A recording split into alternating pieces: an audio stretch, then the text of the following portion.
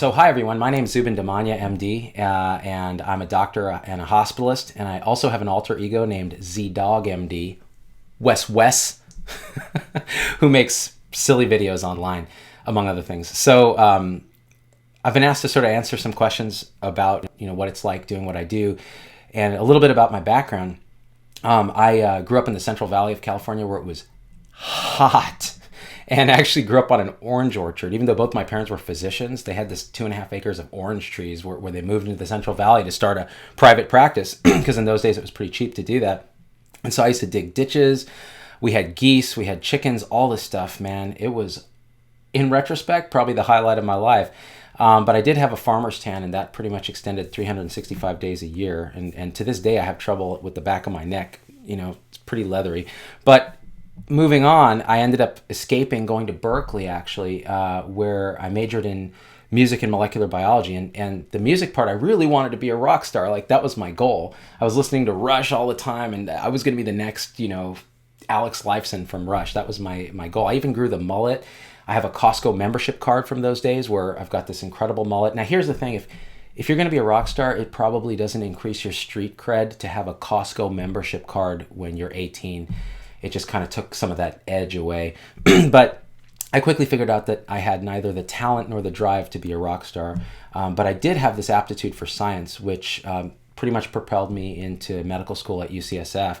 But both my parents being physicians, they actually had warned me time and time again, don't do this. Actually, my dad would say it because he's Indian.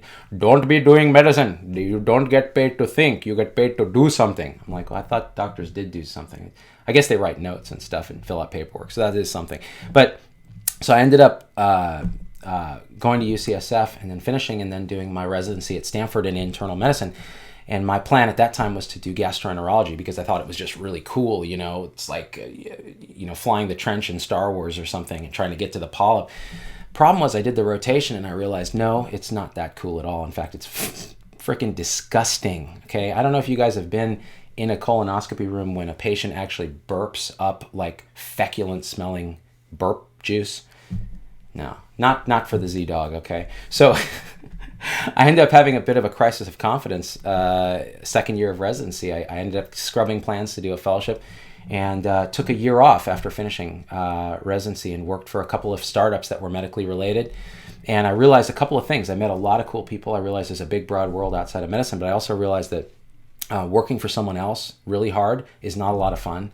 And if I was going to do that, I'd want to actually see patients because I missed it. I actually missed the excitement of being in the hospital and being able to make medical decisions. So I ended up coming back to Stanford as a hospitalist in 2003 and have been working there ever since in a full-time capacity. A question that came up is, why did I start ZDoggMD and what is all that? Well, ZDoggMD is kind of my alter ego. Ever since I was a kid, I've been into sort of comedy and parody and music, and this seemed like a great way to just integrate all three of those. I was always a big fan of Weird Al, and like we would do these parody songs that were completely stupid. We did the class play in medical school, and then I gave a graduation speech in 1999 from UCSF that I put online, and it got all these views, and I was thinking, wow, and it really seemed to resonate with people. It kind of went through all the specialties and what's silly about them and everything. And so I thought, hey, maybe, I might be just ever so slightly funnier than placebo. Maybe I should actually make videos. And that actually became my tagline, slightly funnier than placebo, and put them on YouTube and see what happens. And then the rest kind of went from there.